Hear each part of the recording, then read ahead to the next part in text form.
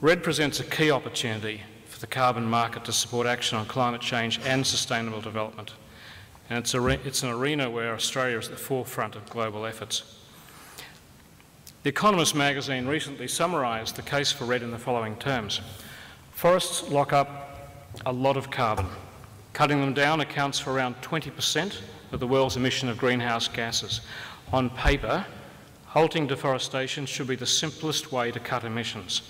Achieving a similar reduction by building wind turbines or nuclear power stations, or mandating more fuel-efficient cars and buildings would take years and cost billions.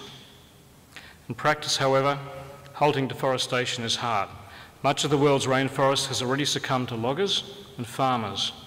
This is because it's difficult to align the interests of people who live in forests with those of the rest of humanity.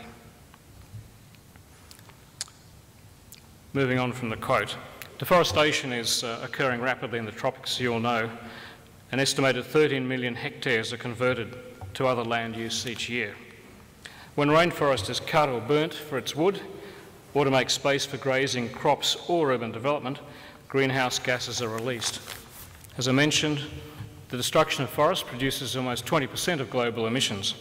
That in itself is more than the global emissions from all forms of transport combined, and comparable to the annual carbon dioxide emissions of the US or China. So if we're serious about reducing forest carbon emissions, we have to think of ways of making forests worth more standing than cut down. Forest carbon in developing countries is currently not included in the UN Climate Change Agreement. We believe it must be included in any new global outcome on climate change.